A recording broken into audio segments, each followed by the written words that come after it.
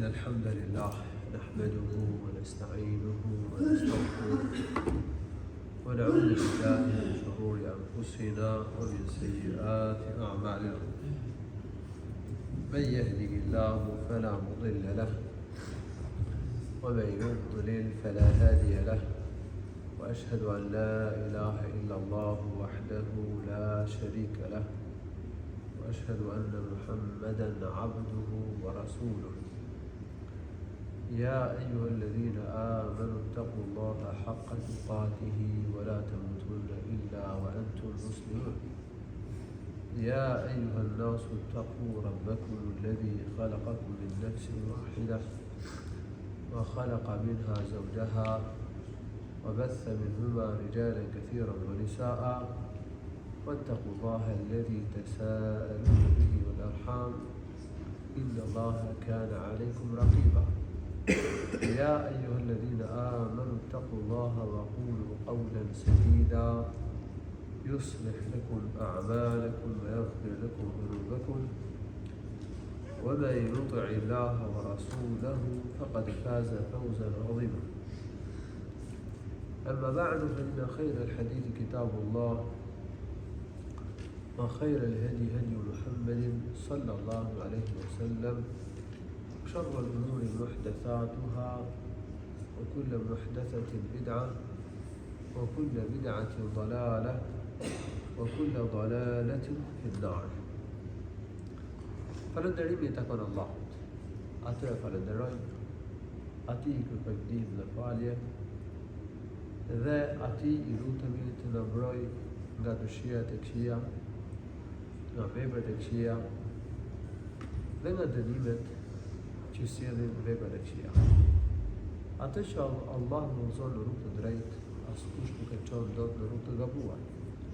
Dhe atë që Allahu e lën në rrugë të gabuar, askush nuk e udhëzon dot në rrugë të drejtë.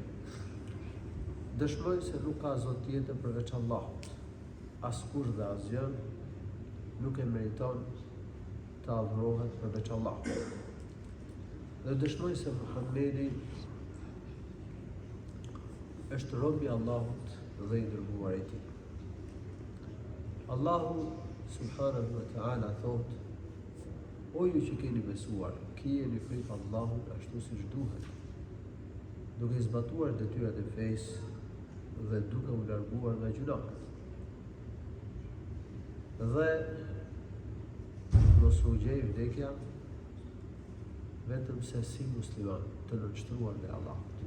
Po ashtu Allahu thot: O njerëz, kijeni frikë Zotin tuaj, i cili ju krijoi nga një njeri vetëm, domethënë nga Ademi alayhis salam.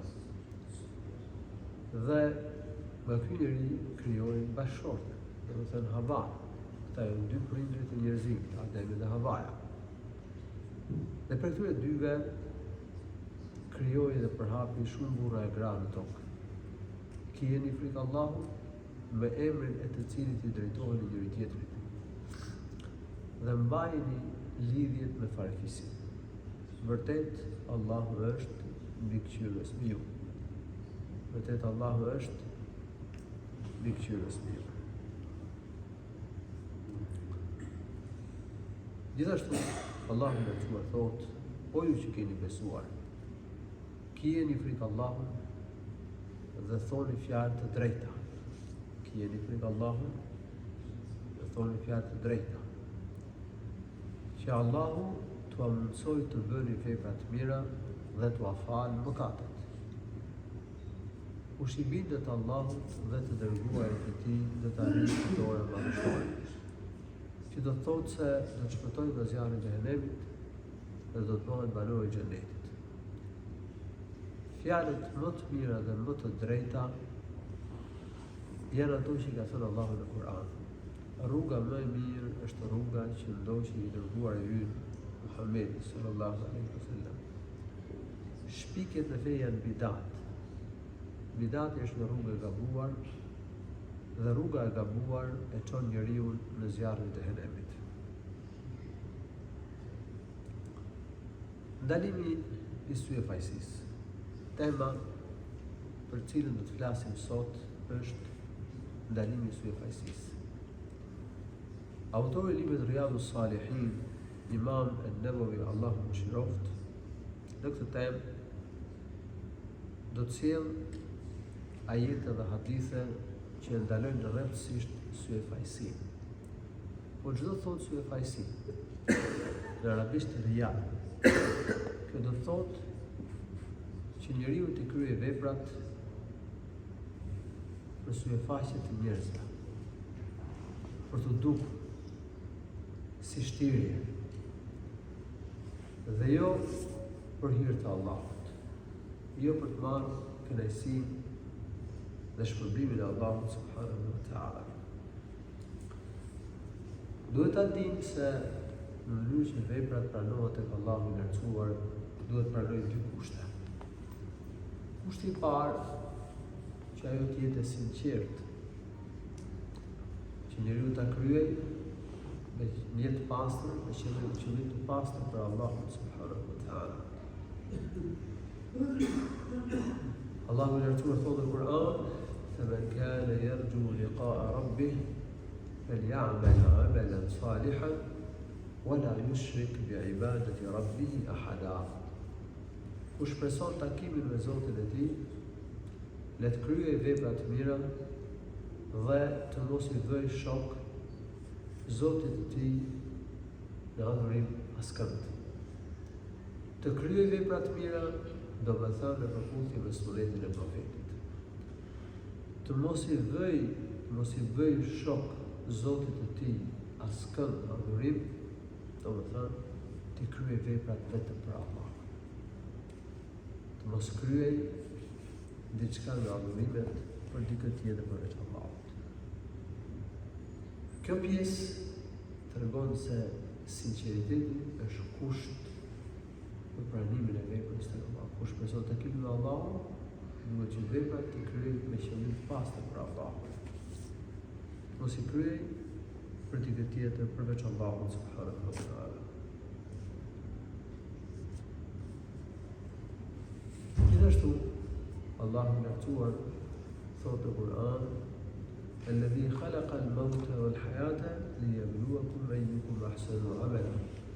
Allahu është ai i cili ka krijuar jetën dhe vdekjen që t'ju vëjë juve në provë, se cili për ju do të bëjë vepra më të mira. Kanë thënë dietarët, veprat më të mira janë veprat e sinqerta që kryhen me qëllim të pastër për Allahun dhe që janë në përputhje me sunetin e të dërguarit të Allahut sallallahu alaihi wasallam. Prandaj ka thënë Fudayl ibn Iyad: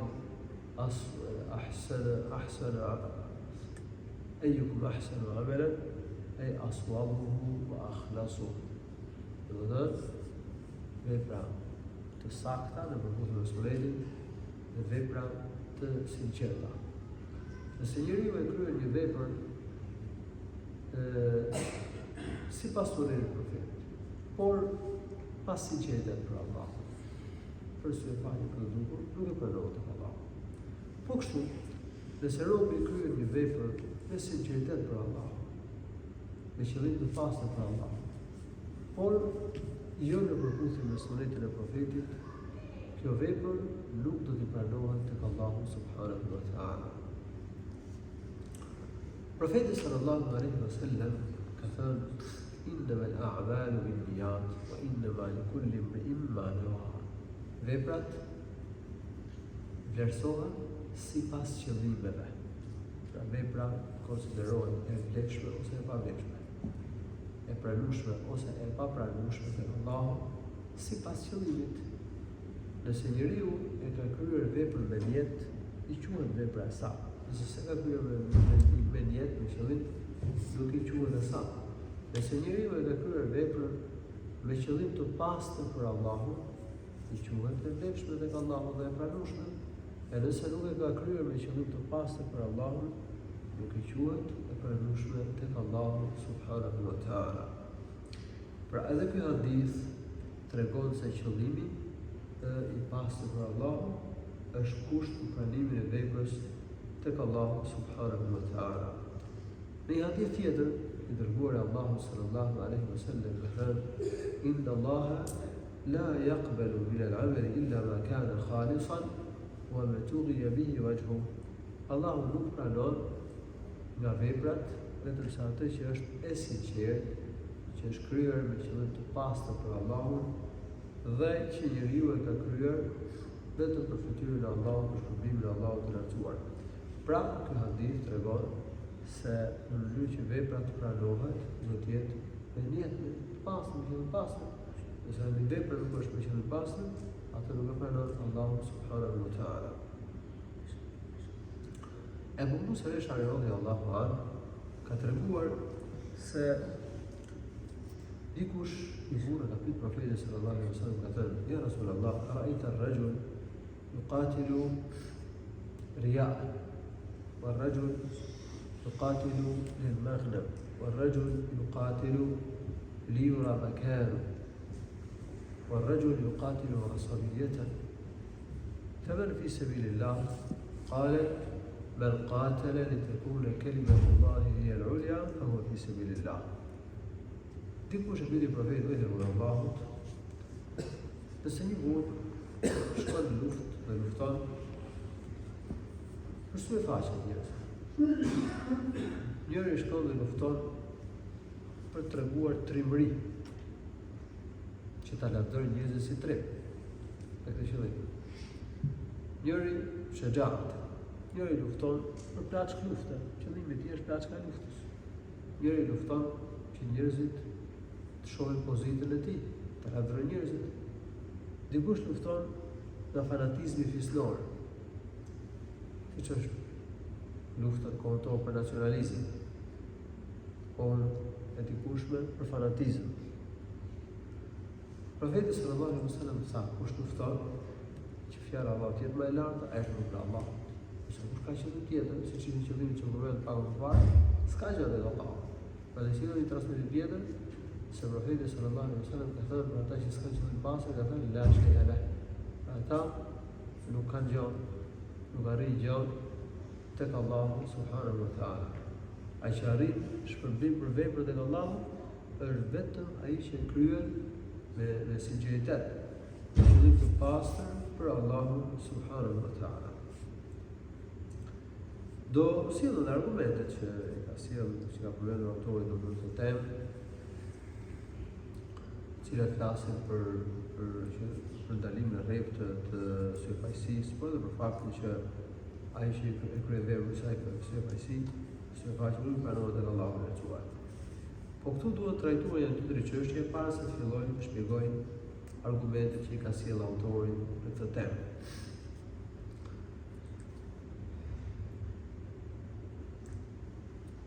Nëse njeriu e kryen një vepër apo e kryen veprat për syfaqje, si konsiderohet kjo? Nëse njeriu i kryen veprat krejt për syfaqje të njerëzve dhe nuk e beson ditën e gjykimit, as nuk pret as pak shpërblim për veprat e Allahut në ahiret, është munafik. Ky është musliman. Për vepra si namazin, nëse njeriu i kryen vetëm për syfaqje të botës, nuk ka as pak për qëllim shpërblimin e Allahut, ky njeri s'mund të jetë musliman. Është vetëm munafik. Kjo është rija, kjo është syfaqësi e madhe. Dhe në këtë rast, syfaqësia është kufri i madh. Kjo është një syfaqësi e cilësi e munafikëve, të cilët e fshihnin mosbesimin dhe shfaqnin besimin, imanin. Fshihnin kufrin në zemër dhe shfaqnin mosbesimin. Ndërsa syfaqësia e pakët mundet që dhe njerëzit e mirë të bien në atë që quhet syfaqësi e pakët. Për shembull, e kryer për syfaqje të botës, ndonjë namaz. Por ka vepra të tjera të cilat i kryen me sinqeritet për Allahun. Ose e zbukuron një vepër, zbukuron namazin. E zgjat namazin se e shohin njerëzit, se po të mos e shihin njerëzit, nuk do e zbukurohet dhe e falta e gjatë, për shembull. Kjo është syfaqësi. Dhe kjo konsiderohet syfaqësi e lehtë. syfaqësi e pakët, jo e madhe. Kjo hyn ke shirku i vogël, ke shirku i fshehtë. Një hadith e profetit sallallahu alaihi wasallam ka thënë inna akhwafa ma akhafu alaykum ash-shirk al-asghar.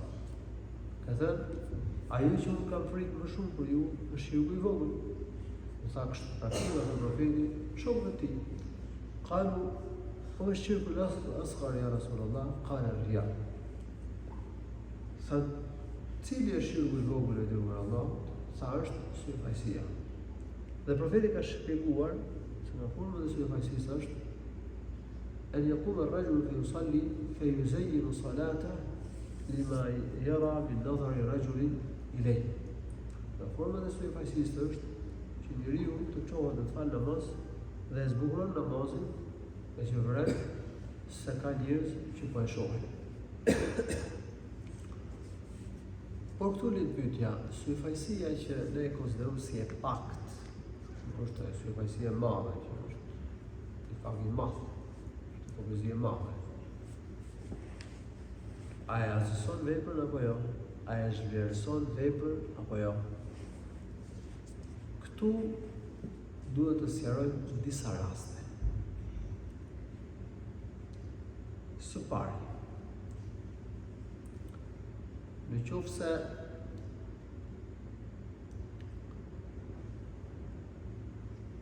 një ibadet nuk i ka të lidhura pjesën njëra me tjetrën. Atëherë, për pjesën në cilën njeriu, ato që njeriu e ka bërë me syfaqësi nuk i quhet. Ndërsa veprën apo pjesën tjetër që s'e ka bërë me syfaqësi i quhet. Për shembull, një njeri jep një sadaka për syfaqje. Kjo është shirku i vogël dhe nuk i quhet tek Allahu. Jep pastaj një sadaka tjetër krejt për syfaqje të Allahut, krejt për hir të Allahut. Se ka dhënë fshehur atë për shembull. Dhe se ka pa kush, se ka kuptuar kush që ky ka dhënë të sadaka. Përdesë ka dhënë me sinqeritet këtë sadaka tjetër, ky pranohet tek Allahu. Dhe kjo sadaka nuk s'ka lidhje me të parën. Para, duke qenë se u përzim me syfaqësi, nuk pranohet. Ose e dyta që është bërë krejt me qëllim basta për Allahun, i pranohet tek Allahu subhanahu wa taala. Dërsa në qoftë se pjesët e ibadetit janë të lidhura me njëra tjetrën, siç është një namaz. Se për shembull, në qoftë se njeriu ka falë 2 rakatë namaz me sinqeritet për Allahun, ka dhënë selam. Pastaj falën 2 rakatë tjera, ju përzin jetën dhe i lindi syfaqësia. 2 rakatët cilat i falin më përpara dhe dha selam, jo të saktë, ka bërë sinqeritet për Allahun e pranohet, ndërsa këto 2 tjerat që në cilat janë përzime për syfaqësi do të flasim për gjykimin e tyre. Nëse quhet pa vlefshëm apo jo. Por këto 2 rekatet e tjera nuk kanë lidhje me të parat, sepse ka dhënë selam me tyre. Ndërsa në qoftë se një ibadet është i lidhur për një namaz, nga momenti kur nga tekbiri fillestar derisa jep selam. Nëse lind syfaqësia, çfarë gjykimi ka? Dietarët kanë përmendur këtu disa raste. Rasti i parë, nëse njeriu e kryen namazin krejt për syfaqje. Nuk ka as pak për qëllim Allahun dhe shpërblimin e ahiret. Kjo është syfaqësi e madhe. Dhe s'ka mundësi që njeriu të ketë iman dhe të mos shpresojë as pak shpërblimin e Allahut në ahiret. Që në këtë rast njeriu është hipokrit. Syfaqësi e madhe s'mund të jetë musliman. Në këtë rast tjetër, se njeriu ka hyrë edhe me qëllimin për Allahun, që nga fillimi e ka kryer ibadetin, edhe me qëllimin për Allahun, për shpërblimin e Zotit, po edhe që ta lavdëroj njerëzit për këtë namaz. Kjo vepër, ky namaz nuk i quhet tek Allahu, sepse që nga fillimi e ka kryer me ndjetin për syfaqjen e botës. Ka hyrë në fillim me qëllim jo të pastër. Syfaqje. Rasti i tretë. Nëse njeriu e fillon namazin me njetë pastër për Allah. S'ka mendje që të shtiret me namazin, që të duket, që të lavdrojnë njerëzit për këtë namaz. E ka fillu me njetë pastër për Allah. Por gjatë namazit i lind në zemrën e fajësia. E kupton që dikush pa e sheh, apo ca njerëz pa e shohin. Dhe i lind sy e fajësia në zemrë, ta zbukurojnë namazin. Për shembull, ose ta zjas. Çfarë gjykimi ka në këtë rast? Në këtë rast, gjithashtu kemi dy raste të tjera që mund ta ndahet ky rast në dy lloje. Lloji i parë. Nëse ky njeri e lufton këtë ndjenjë të keqe që i lind në zemër, gjatë namazit i lindi dëshira ose ndjenja që ta zbukurojë namazin e po shohin njerëzit. Por nuk i mshoj kësaj ndjenje të keqe, e luftoi këtë ndjenjë të keqe. Dhe nuk u ndi rahat me këtë dëshirë të keqe, dëshirë syfajësie, nuk e dëmton nga të dietarë, përderisa nuk i mshon kësaj ndjenje, kësaj dëshire. Lloji i dytë, apo pjesa e dytë e rastit të fundit, nëse njeriu i mshon ndjenjen së syfajësisë, dëshirës për syfaqe, gjatë faljes së namazit i lindi dëshira që ta zbukurojë namazin, që ta lavdërojë njerëzit për namazin. Nëse i mshon kësaj dëshire, kjo është syfaqësi e pakt. Po a zgjëson veprën apo jo? Ka dy mendime dietarëve. Si pas mendimit e azgjëson veprën, sepse e ka përzierë me syfaqësi. Dhe Allah pranon vetëm veprën e sinqertë, siç thuhet ca argumente. Në ditën e gjykimit, siç thuhet në një hadith, do të thuhet atyre që kanë kryer veprën me syfaqe, shkoni ke ata për cilët i keni bërë veprat. Ato gjeni shpërblim tek ata. Kurse mendimi i dytë i dietarëve është që në këtë rast vepra nuk i vlerësohet, sepse nuk e ka kryer namazin që nga fillimi me syfaqe, për syfaqe. Por gjatë namazit i ka lindur kjo dëshirë e keqe. Dhe në vend që ta luftonte këtë dëshirë të keqe, ai i ka mshuar kësaj dëshire, që ta lavdërojë njerëzit, ta përmendë njerëzit e kështu me radhë. Kjo nuk e zhvlerëson veprën, do të thotë, por i paksohet shpërbimi. Vepra nuk i quhet e plot, por i paksohet shpërbimi. Ky është mendimi që ka zgjedhur mendimi i Ibn Taberut. Mund të themi që këtë e ka zgjedhur Ibn Qayyim dhe Rajab atje. Gjithsesi, çështja e syfaqësisë është e rrezikshme, është e rëndë. Prandaj duhet ta luftojmë syfaqësinë. Dhe të përpiqemi që veprat i kryejmë me sinqeritet të pastër për Allahun subhanahu wa taala. Çështja e sinqeritetit është shumë e vështirë.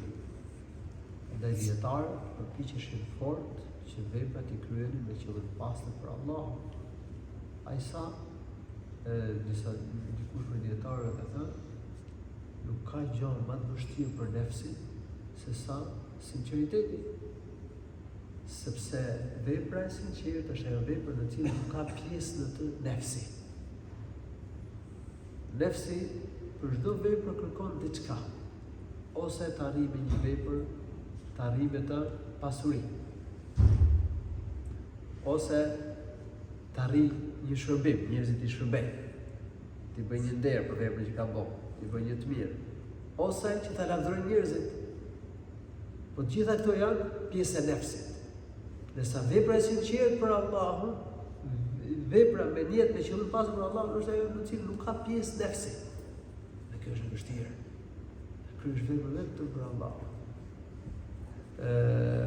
Në qoftë se njeriu i kryen veprat njësoj, sikur është para njerëzve, edhe kur është në vetmi, kjo është e sinqeriteti. 1. 2. Nëse njeriu e ka njësoj. Si kur e lavdërojnë njerëzit për veprat, edhe kur e kritikojnë, kjo është e sinqeriteti. Ndërsa në qoftë se njeriu një vepër e kryen po t'jetë para njerëzve se i vjen zor, vjen turp që ta shohin njerëzit pa e bën atë vepër, apo pa e bën siç duhet, sa kur është në vete nuk e kryen, ose nuk e bën siç duhet, kjo tregon se ka problem me sinqeritetin. Po kështu, në qoftë se i pëlqen që ta lavdërojnë njerëzit për veprën, dhe i dhem që ta kritikojnë njerëzit për vepra apo mangësitë e saj, kjo tregon që ka problem me sinqeritetin, apo mund të tregojë që ka problem me sinqeritetin. Atëherë ne duhet përpiqemi që veprat i kryejmë njësoj, si kur jemi para njerëzve dhe kur jemi në vetmi. Një kjo. E dyta,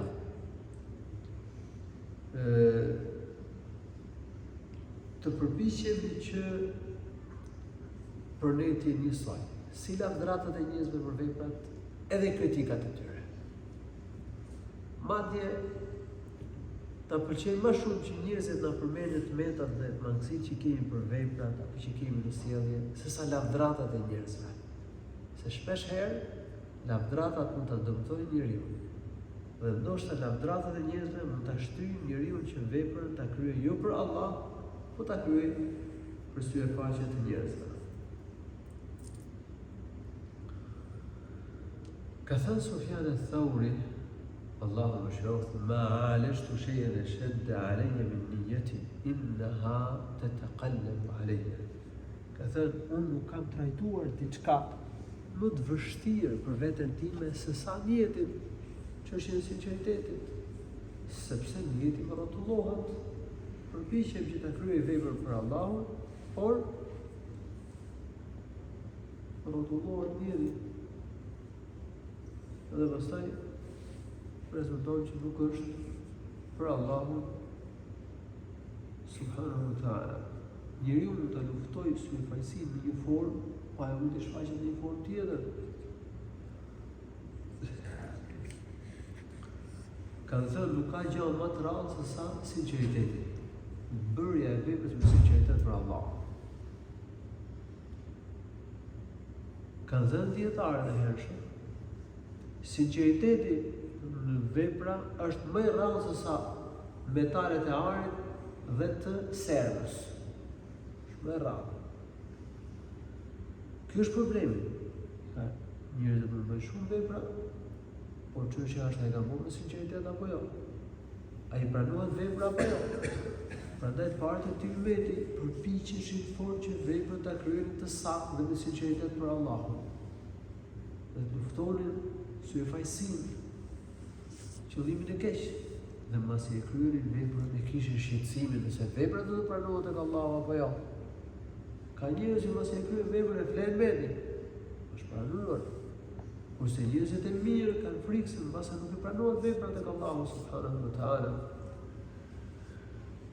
Prandaj, në besimtarëve Aisha radhiyallahu anha, në lidhje me shpjegimin e fjalës së Allahut subhanahu wa ta'ala, "Walladhina yu'tuna ma ataw wa qulubuhum wajilatun annahum ila rabbihim raji'un."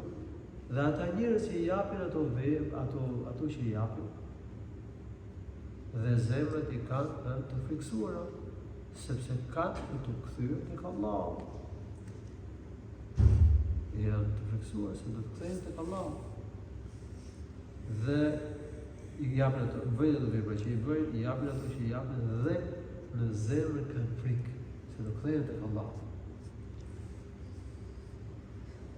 Do kthehen tek Allahu subhanahu wa ta'ala dhe kanë frikë se mbasi veprat nuk ju pranohet tek Allahu subhanahu wa ta'ala. Aisha radhiyallahu anha e ka pyetur profetin për këtë ajet, ka thënë, "Allah, ky ajet flet për ata njerëz që bëjnë zinë, konsumojnë pjedesa, vjedhin dhe kanë frikë që do kthehen tek Allahu, kanë frikë zemër për dënimin e këtyre gjunave." I tha profeti sallallahu alaihi wasallam, "Jo, o bija siddiqut." Nuk flet ajeti për këta gjyraqarë, por ajeti flet për atë që fal namaz, që agjeron dhe jep sadaka dhe ka frikë për çështjen e pranimit të këtyre veprave tek Allahu. Ky është kuptimi i fjalëve të profetit sallallahu alaihi wasallam.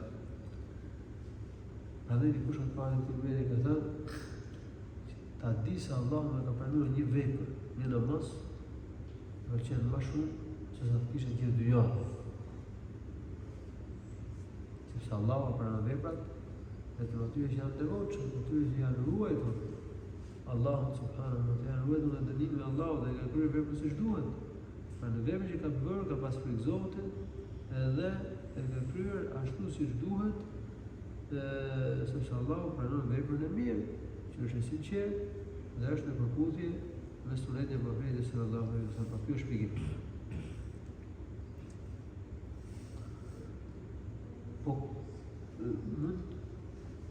mundet që njeriu ta kryejë një vepër edhe me qëllimin e pastër për Allahun, që të marrë shpërblimin e Allahut, edhe për një përfitim të kësaj bote, po jo për syfaqe, jo që të lavdëroj njerëzit. T'jap një shembull, e kryen agjërimin edhe për Allah, që të marrë shpërblimin e Allahut, po edhe me qëllimin dytësor që të bjerë në peshë, si dietë. Dhe dietë që agjërimi është dieta më e mirë. Çfarë gjykimi ka në këtë rast? Nëse qëllimi kryesor i njeriu është që agjërimin ta bëjë për Allah, për të marrë shpërblimin e Allahut, dhe ka si qëllim dytësor që të bjerë në peshë, s'ka gjë. Agjërimi quhet i saktë. Dhe ky qëllimi që të bjerë në peshë, që është dytësor, nuk është kryesor, nuk e zhvlerëson veprën. Është një qëllim i lejushëm. Po jap një shembull tjetër. Një person merr gust edhe për xhumo, po edhe që të freskohet, të heqë rërën, ose kripin e detit, ose djersën dhe pluhrin. S'ka gjë. Përderisa qëllimi kryesor e ka për me mjetin për ibadet. T'jap një shembull tjetër. Një njeri shkon në haxh, edhe me qëllimin për të marrë shpërblimin e haxhit tek Allahu, po dhe me qëllimin për tregti gjatë haxhit, të shetë për blej madhe, dhe të fitojnë me tregtin gjatë sezionit të haxhit. Nëse qëllimin kryesor e ka për Allah, dhe qëllimin për tregti e ka dytësor, përsëri them, kjo lejohet s'ka gjë. Nuk hyn ke qëllimet e këqija, hyn ke qëllimet e lejushme. Allahu thotë në Kur'an: "Lejsa aleikum junahun an tabtaghu fadlan min rabbikum." Lejohet që të kryejmë veprat edhe me qëllimin që Allahu na mësuar na jap mirat e kësaj bote dhe na jap dhe mirësinë e ahiretit që është hyrja në xhenet. Prandaj lutja që më së shumti ka bëjë dërguar Allahu sallallahu alaihi wasallam ka qenë: "Rabbana atina fid dunya hasanatan, fil akhirati hasanatan wa qina adhaban nar." Zoti ynë na jep të mirë në këtë botë. Na jep të mirë në ahiret në botën tjetër. Dhe na ruaj nga dënimi i zjarrit të xhehenemit. Dhe na ruaj nga dënimi i zjarrit të xhehenemit. Dhe kjo në mësoj që njeriu lejohet të lutet Allah që të jap mirë në këtë botë, të jap mirësinë e xhenetit.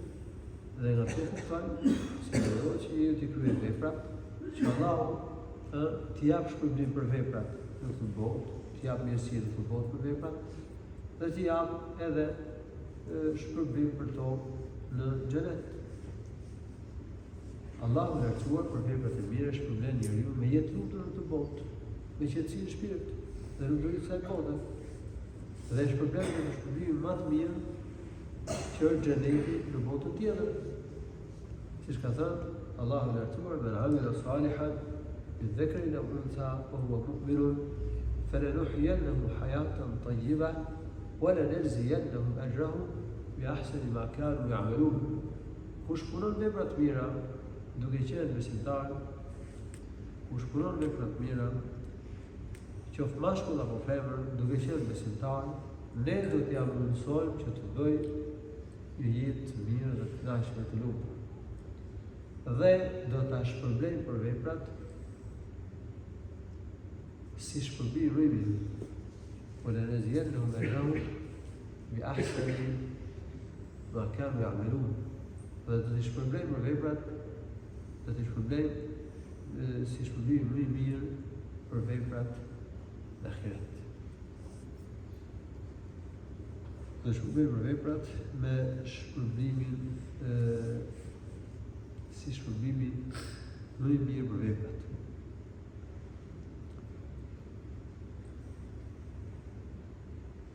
Po përmend një shembull tjetër. Nëse njeriu shkon në xhihad edhe me qëllimin që të marrë shpërblimin e xhihadit të Allahut, por edhe me qëllimin që të fitojë plaçk lufte. Nëse si qëllim kryesor ka shpërblimin e Allahut në ahiret për xhihadin dhe qëllimin për plaçk lufte e ka dytësor, nuk ka gjë. Lejohet klap. Dhe ato që plaçk lufte si fiton e ka të lejushme.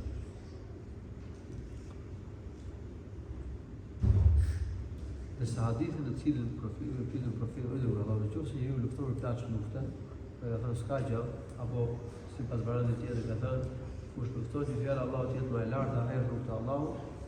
Ky hadith flet për atë që veprën e kryen vetëm për plaçk lufte.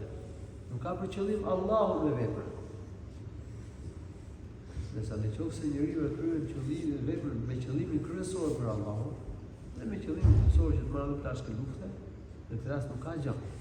Prandaj profeti sallallahu alaihi wasallam ka përmendur në një hadith se nëse njeriu shkon në xhihad edhe nuk merr plaçk lufte, do ta marrë shpërblimin e plotë. Ndërsa ata që marrin plaçk lufte, 2/3 të shpërblimit i marrin këtë botë. Dhe u mbetet për në ahiret 1/3 e shpërblimit. Ka thënë profeti sallallahu alaihi wasallam në hadith, nëse dikush lufton me pas si qëllim militar, ai vetëm këtë merr. Por qëllimi i profetit është për atë që ka për qëllim vetëm këtë. Ndërsa nëse njeriu i kryen veprën edhe për Allahun, po edhe për plaçk lufte, atëherë përderisa qëllimi për Allahun e ka kryesor dhe qëllimi për plaçk lufte e ka dytësor, s'ka gjë. Një qëllim i tillë është i lejuar.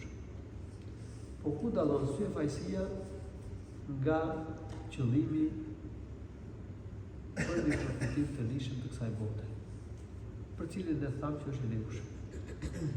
Njeriu që e kryen veprën për sy e faqe, e kryen veprën që ta shohin njerëzit dhe ta lavdërojnë njerëzit.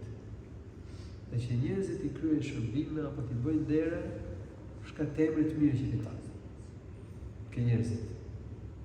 Pra ky njeri synon që të përfitoj, që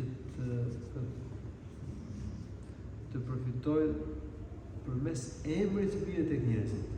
I kryen vepra që të lavdërojnë njerëzit, që ta përmendin njerëzit, që të ketë një emër të mirë tek njerëzit. Ky është realiteti i syfajsisë. Dhe gjykimin e saj përvendën pa më parë.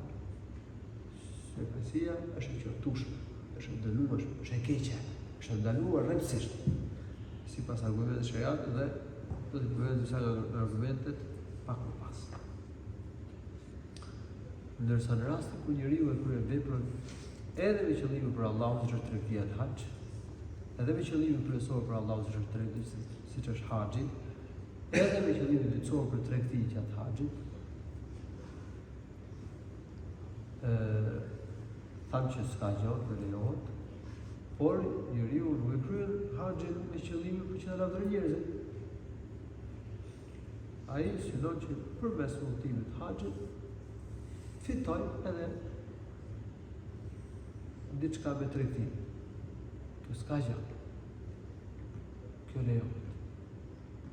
Po marrëm shembull, një njeri punon gjykatës, në gjykatë shariatit.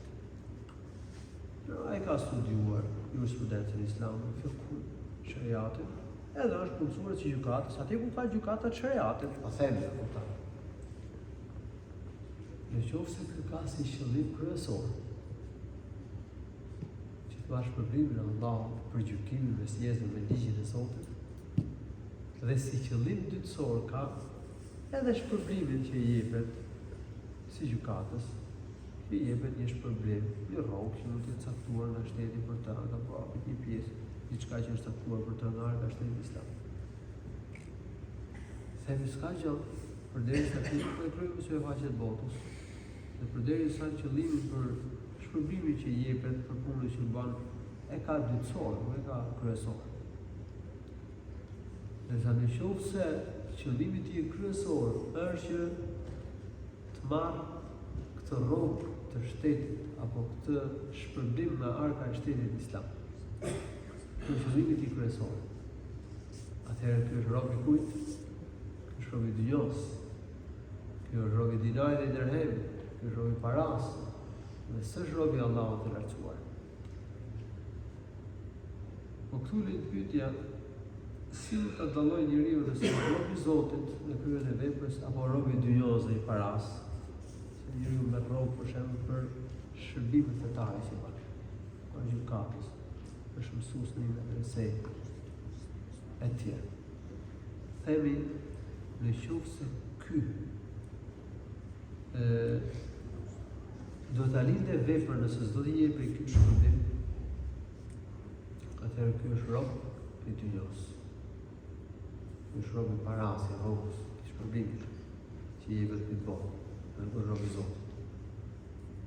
Kjo meriton fjallën profetit, ta'isa abdu dinari, ta'isa abdu dirham, i shkatruar dhe i dështuar, qoftë robi i dinarit dhe robi i dirhemit, robi i parasë floririt dhe parasë semës.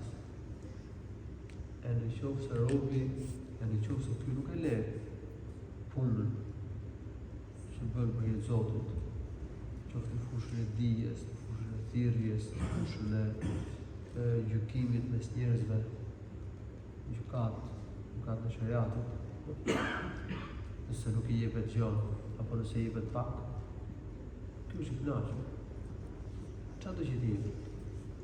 Çfarë do që t'a rejë kjo botë? Ky nuk e le të jepet. Se ky qëllimi kryesor ka që të marrë kënaqësinë e Allahut, të xhenetit. Se çështja e plaçkës dunjos është dytësore për ta. Në këtë rast s'ka gjallë. Shumë i dunjos. Dhe do vinë hadithi që do ta sjellë autori në këtë temë, men talaba ilman mimma yubtagha bihi wajhullah la yatlubuhu illa li yusiba bihi aradan min ad-dunya lam yajid arfa al-jannati yawm al-qiyamah. Kush merr një dëburi me cilën synohet vetëm se fytyra e Allahut, vetëm se shpërblimi i Allahut, dhe nuk e kërkon të dituri vetëm se për interes dhe përfitim o kënaqësi të kësaj bote, ai nuk do të ndjej, nuk do të ndjej erën e xhenetit në botën tjetër. Ai nuk do të ndjej erën e xhenetit në botën tjetër.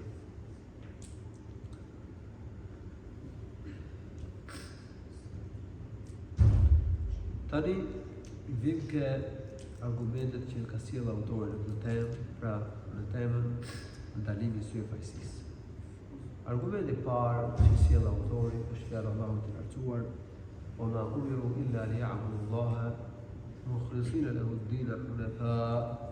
Allahu i lartësuar, ata që janë urdhëruar në shariatet e mëparshme, domethënë njerëzit janë urdhëruar në shariatet e mëparshme që të adhurojnë Allahun duke ja drejtuar vetëm atij adhurimet. Të adhurojnë Allahun të vetëm, duke ja drejtuar të gjitha adhurimet vetëm atij. Ky ajet dëshmon se Allahu i lartësuar i ka urdhëruar njerëzit në të gjitha legjislacionet që u ka shpallur të dërguarve që adhurimet t'i kryejnë me qëllim të pastër për Allah. Sinqeriteti ka qenë themel. Sinqeriteti për Allah, kryerja e veprave vetëm për Allahun ka qenë parim për të gjithë profetët, në të gjitha legjislacionet që ka shpallur Allahu subhanahu wa taala. Urdhri i Allahut për gjithë njerëzit që veprat të kryejnë vetëm për Allah. Mos i kryejnë për dikë tjetër përveç Allahut. Po ç'është adhurimi? Duhet ta dimë që ne jemi krijuar të adhurojmë Allahun. Allahu gjithë dhe njerëzit i ka krijuar që të adhurojnë vetëm, siç thotë Allahu i lartësuar: "Wa khalaqtu al-jinna wal insa illa liya'budun." Unë krijova gjinët dhe njerëzit vetëm që të më adhurojnë mua. E drejta e Allahut dhe robe, se detyrimi që ne kemi te Allahu është që të adhurojmë vetëm. Kjo është e drejta e Allahut subhanahu wa taala. Të adhurojmë Allahun vetëm, pa i bashkëtuar atij asgjë. Kjo është urdhri më i rëndësishëm që ka dhënë Allahu i lartësuar. Që është më e rëndësishme është të adhurojmë Allahun vetëm. Dhe harami, gjunahu më i rëndë që ka ndaluar Allahu i lartësuar është shirku. Njeriu t'i bëjë shok Allahut. Thot Allahu wa'budullah wa la tushriku bihi shay'an. Adhurojeni Allahun dhe mos i vini shok atij në adhurim asgjë. Adhurimi përfshin çdo vepër, çdo thënie, çdo gjendje të brendshme, çdo gjendje të zemrës që e pëlqen Allahu i lartësuar, që e do dhe pëlqen Allahu.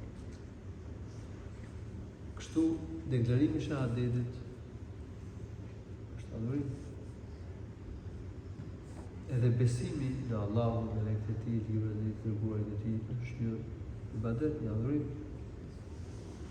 Edhe gjendjet e brendshme në të zemrës që janë të brendshme, si sinqeriteti për Allahun, njeti i pastër, dashuria për Allahun, frika për Allahun, shpresa në mirësitë e Allahut, në nështrimet e Allahut, mbështetjet tek Allahu. Këto të tjera, qenjet mbrëmshme, adhurimet e zemrës, janë adhurimet, duhet të drejtojmë vetëm Allahut. Krijohet që drejtojmë dikujt tjetër përveç Allahut. Edhe veprat, si namazi, zakati, agjërimi, haxhi, këndimi i Kuranit, dhikri e tjerë. Janë adhurime dhe duhet t'i drejtojmë vetëm Allahut të lartësuar. Edhe lutja është adhurim. Dhe duhet t'i drejtojmë vetëm Allahut, ne i lutemi vetëm Allahut. Lejohet t'i lutemi dikujt tjetër përveç Allahut. Kush i lutet dikujt tjetër përveç Allahut bën shirk. Pra u sqarova për adhurimin, çfarë përfshin adhurimi. Hunefa, ata janë urdhëruar në të gjithë legislacionet, pra njerëzit janë urdhëruar në të gjithë legislacionet e profetëve që të adhurojnë Allahun vetëm, duke drejtuar atij gjitha ibadetet, gjitha adhurimet. Hunefa duke qenë në besim pastër, larg shirkut,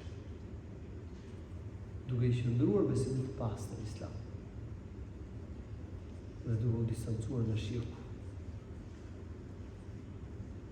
Ibrahim a.s. ka qenë hanif, ai shprisi besimtarëve të drejtë dhe të pastër, që adhurojnë Allahun vetëm, nuk i bën shok atij asgjë. Dhe profeti ynë është urdhëruar që të ndjekë e drejtë dhe të pastër të Ibrahimit, hanif. Dhe ne jemi hunefa, jemi besimin e pastër, jemi larg shirkut, ruhemi nga gjitha format e shirkut.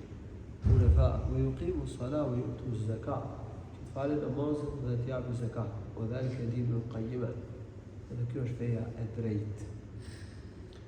Gjithashtu Allahu i lartësuar thotë në Kur'an: Ja eyyuhalladhina amanu la tubtilu sadaqatikum bil manni wal adha. O ju që keni besuar, mos i zhvlerësoni sadakat tuaja me përmendjen e tyre.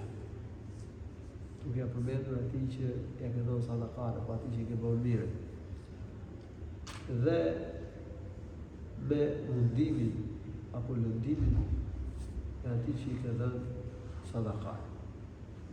Kjo ajet tregon se përmendja e sadakas, përmendja e sadakas që i ka dhënë një të varfër, një personi, bën që ajo të zhvlerësohet.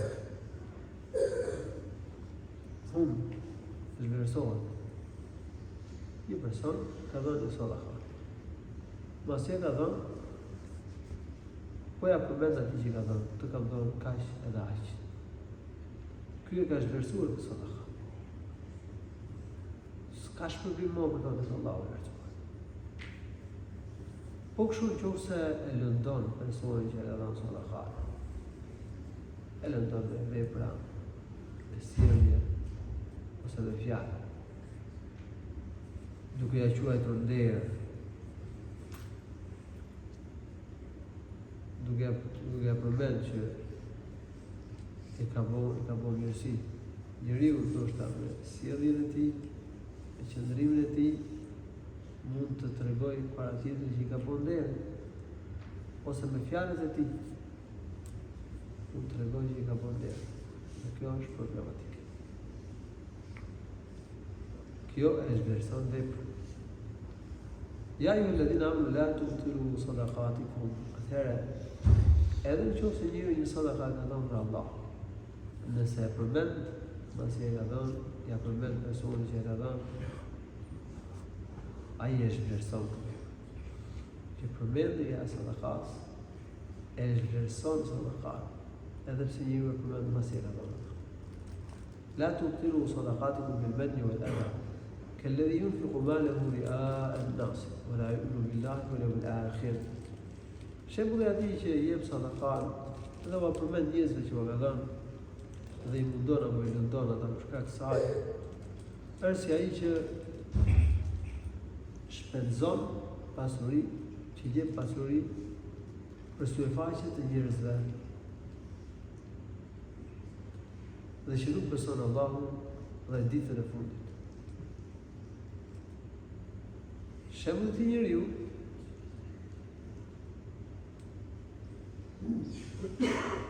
كالذي ينفق ماله رئاء الناس ولا يؤمن بالله واليوم الآخر فمثله كمثل صفوان عليه تراب فأصابه وابل فتركه صلدا.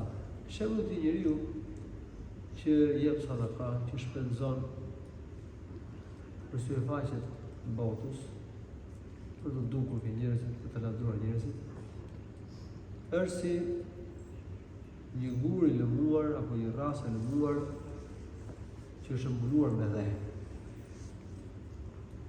Dhe bie mbi të një shi i rrëmbyer, shi me dëndësi. Edhe e heq thellë. dhe të rënë salë dhe mbetet rasa e lëmuar pa dhe.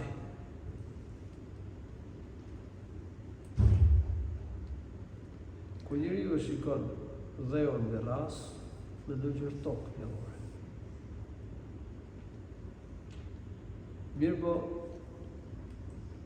kur bie shi i rrëmbyer, e largon dheun dhe mbetet rasa e lëmuar. Mund të bijë gjëra të, mund të bëhen gjëra të, nuk bëhen gjëra. Po kështu dhe ai që i ka dhënë sadakan për syfaqet botës, ka shpenzuar, po që të latërë njerëzit, jo për hir të Allahut, nuk gjen shpërblim për veprat e Allahut lartësuar. Nuk i ka vlerë këtë sadaka. Nuk do gjej shpërblim për të në ahiret. Prandaj ka thënë Allahu lartësuar, la yaqdiruna ala shay'in mimma kasabu. Ata nuk do të kenë dobi për nuk do kenë asnjë dobi për veprat që kanë bërë, për sadakat që kanë dhënë, sepse se kanë bërë me sinqeritet për Allah.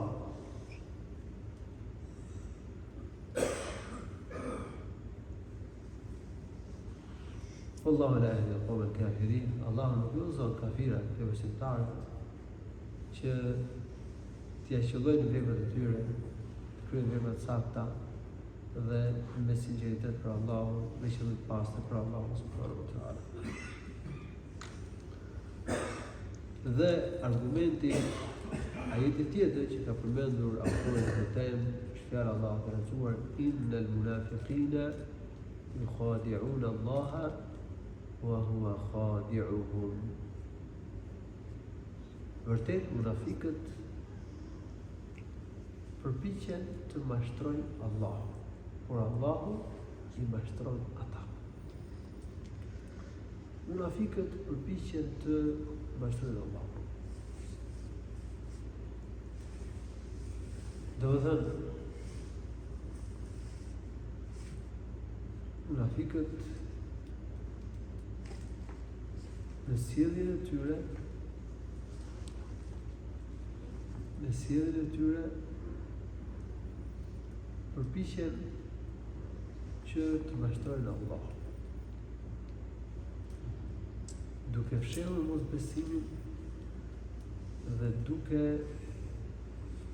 shfaqur imanin, besimin, duke bërë veprat që duken i njerëzit.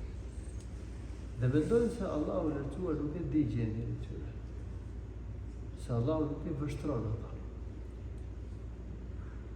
Por munafiqët gënjehen dhe mashtrohen. Në fakt, Allahu lartësuar e di gjithçka që fsheh njeriu në zemër. Dhe nuk është e mundur që njeriu të mashtrojë Allahun. Në të vërtetë, ai që mendon se mund të mashtrojë Allahun duke fshehur diçka në zemër dhe duke shfaqur diçka tjetër, ai mashtron vetveten. Ai nuk njeh vetveten. Munafiqët e kanë këtë sjellje të keqe me Allahun. Mendojnë se mund të mashtrojnë Allahun. Nuk thotë Allahu. Mashtrojnë Allahun, do të thënë mendojnë dhe përpiqen të mashtrojnë Allahun. Edhe pse Allahu s'mund të mashtrohet. Allahu e di se çfarë ka fshehur njeriu në zemër. Edhe në ditën e gjykimit, munafiqët do të betohen se janë përmbajtur fesë. Kur dalin për Allahut, yawma yab'athuhum Allahu jami'an, فيحلفون له كما يحلفون لكم ويحسبون أنهم لا شيء ألا إنهم هم الكاذبون. Allahu lartësuar, në ditën kur Allahu t'i ringjall ata të gjithë, dhe ata do të betohen para Allahut, ashtu si betohen para jush në këtë botë. Betohen munafiqët në këtë botë para njerëzve që janë muslimanë, e duan fenë kështu me radhë, por brenda fshehin kufrin pas besimit. Ditën e gjykimit do betohen para Allahut, se kanë qenë besimtarë, se janë përmbajtur fesë. Por Allahu e di që ata gënjejnë. Ata mendojnë që do arrin diçka me këtë. Por Allahu e di që ata janë gënjeshtarë. Ata janë gënjeshtarë, siç i cilëson Allahu subhanahu wa taala. Pra nuk e bëjnë ata mendojnë se vazhdojnë Allahu. Edhe pse në të vërtetë Allahu e di gjithçka. E di të brendshme në munafike. Dhe në ditën e gjykimit ata kanë përsëri ditën sjellje. Dhe mendojnë se mund të vazhdojnë Allahu dhe do betohen. Por nuk do të vlen betimet. Në ditën e gjykimit munafikët kur të afrohen urës së Siratit dhe çohen besimtarët që përparojnë me dritë dhe aty u fiket drita, u shuhet drita, thonë besimtarëve na prisni. Se ne kemi qenë me ju dy javë. Undruna naqtabis min nurikum. Qila irji'u wara'akum faltamisu nura. Por do të thuhet kthehuni prapë dhe kërkoni dritë. Kthehuni prapë dhe kërkoni dritë. Po, do të jetë zoni? Mirë, ta rrihet. Të tjere zonë dhe do të përcëra jetë, inshallah, pas.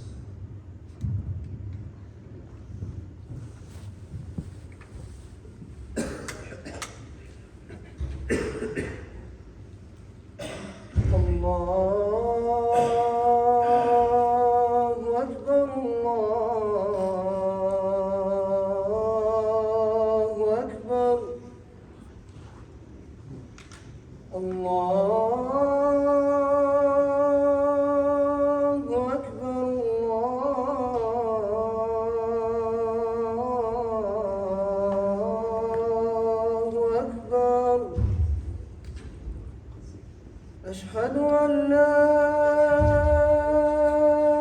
إله إلا الله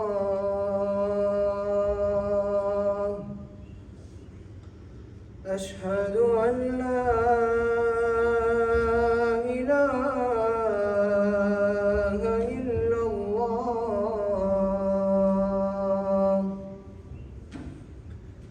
أشهد أن محمدًا رسول الله أشهد أن محمدًا رسول الله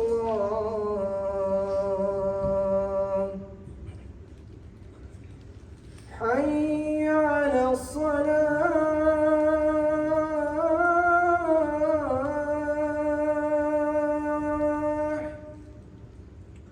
حي على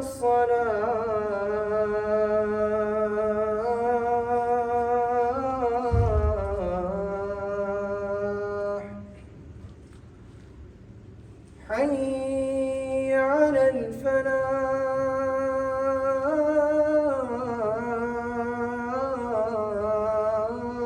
الفلاح حي على الفلاح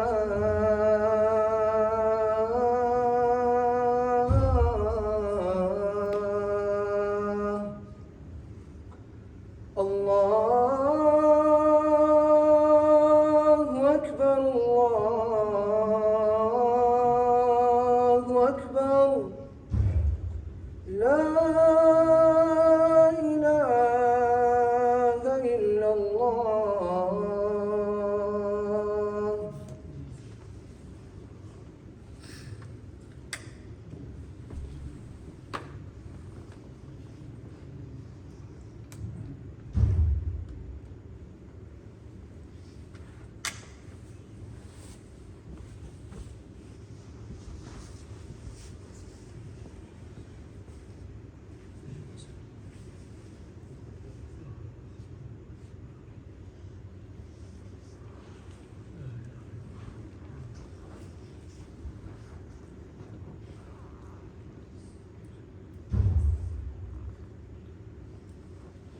Allahu lartësuar në ditën e gjykimit do të turpërojë munafikët. Do të shuhet drita. Se ka kryer veprat për Allahun. Do kush e ka bërë veprat në botë që na shohin njerëzit, ato për Allahun në gjykimin. Kush e ka bërë veprat që ta përmendin njerëzit, që ta përmendin njerëzit për veprat, që të bëhen të gjejnë njerëzit për veprat e tij, do të për Allahun në gjykimin.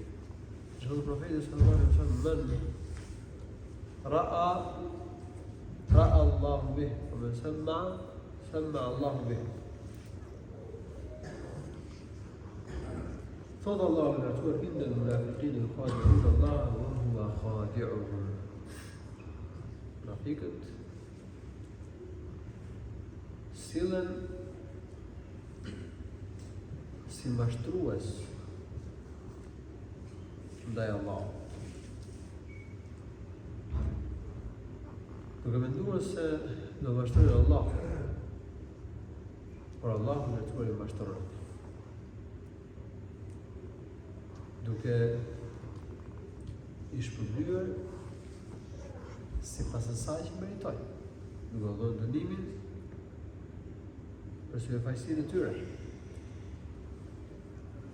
Pra Allahu i mashtron ata që mashtrojnë ato dhe besimtarët.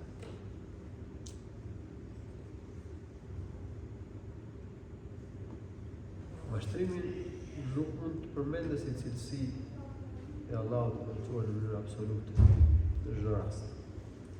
Por përmendet vetëm kundrejt atyre që mashtrojnë Allahun, pra përpiqen të mashtrojnë Allahun dhe besimtarët. Allahu subhanahu wa taala i mban munafiqët në rrugën e gabuar. I mban humbje. Ata mendojnë se do të arrijnë diçka, por nuk arrijnë asgjë te Allahu. Mashtrohen. Dhe kjo është një mënyrë ndryshimi nga Allahu i Lartësuar. Allahu i Lartësuar nuk mundson atyre të arrijnë vërtetën të botë. Dhe nuk mundson në ahiret që të arrijnë mirësinë e tij. Ata mashtrohen se të arrijnë diçka, por Allahu i Lartësuar nuk ua mundson. وإذا قاموا إلى الصلاة قاموا كسالى. Kur çohen për të falë namazin, ata çohen të plogët, çohen me dëmërizëm. Kjo është cilësia e munafikëve. Ky është qëndrimi i munafikëve ndaj veprës më të nderuar, ndaj veprës më të mirë, që është namazi. Sepse ata nuk e kryejnë namazin me qëllim të pastër. Ata s'kan iman, s'kan besim. Ata nuk mendojnë mbi atë që thonë në namaz.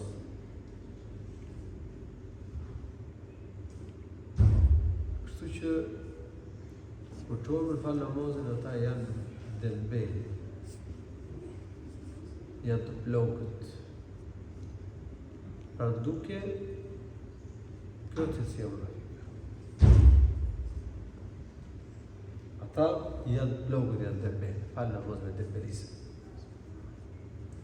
Po e brendshme e tyre, kundrejt namazit, e falë namazin për syfaqjet botës. Jo për këtë. Yura'un an-nas, thot Allahu i Lartësuar, e falë namazin për syfaqjet botës. Pra, e dukshme e tyre çfarë është? E falë namazin me plogëti, me delberisë. Po e brendshme e tyre, e falë namazin për syfaqjet botës, nuk e falë për Allah. Vini në xhamin e profetit rrallë, kryesisht për bojë. Sidomos namazet që është pak e vështirë kryer me namaz xhamat në xhami, namazet e yacizë dhe namazet sabahut. Vinë rrallë xhami. Edhe kur vinin sa për syfaqjet botës. Nuk për Allahu subhanahu wa taala. Vinë të belizën dhe për syfaqjet botës. Ata edhe ato namazet që i falen me syfaqjet botës, jo me sinqeritet, jo për Allah, se kishin për Allah. Shpesh herë ose kryesisht mungonin në faljen e namazit me xhamat. Prandaj një nga cilësitë e munafikëve është mos falje namazit me xhamat në xhami. Dhe kjo tregon se falja namazit me xhamat në xhami, pra atë që është afër xhamis, dhe nuk ka arsye që të mëngoj, është detyrë. Sepse, sipas haditheve, mos falja namazit me xhamat në xhami është hypokrizia e munafikëve. Profeti sallallahu alaihi wasallam përmend në hadith se dy namazet më të rënda më të vështira për munafikët janë namazi i sabahut dhe namazi i atis. Dhe po ta dini se çfarë problemi do profeti sallallahu alaihi wasallam ka këto dy namaze, do dini di falë ato qoftë duke ecur zvar, nuk është varitë. Pastaj Allahu në sura thotë wala yadhkuruna Allah illa qalilan, dhe ata përmendin Allahu subhanahu wa taala namaz vetëm se pak. Thot profeti sallallahu alaihi wasallam në hadith, tilka salatul munafiq, tilka salatul munafiq, tilka salatul munafiq. Ajo është namazi i munafikut, ajo është namazi i munafikut, ajo është namazi i munafikut.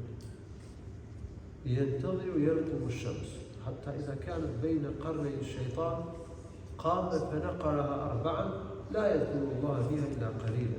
Munafiku pret derisa është gati duke mbaruar kohën e namazit të ikindis. Dhe kur dielli është gati duke perënduar ndërmjet dy brive të shejtanit apo dy skajeve të kokës së shejtanit, atëherë çohet munafiku dhe fal namazin shpejt e shpejt. Si qukitja e shpendit. Fal shpejt e shpejt, 4 rekate. Profeti sallallahu alaihi wasallam dhe ata e përmendin Allahun në namaz fare pak. Allahu shpërblet mirë, alhamdulillah rabbil alamin, sallallahu alaihi wasallam ala nabiyina Muhammad.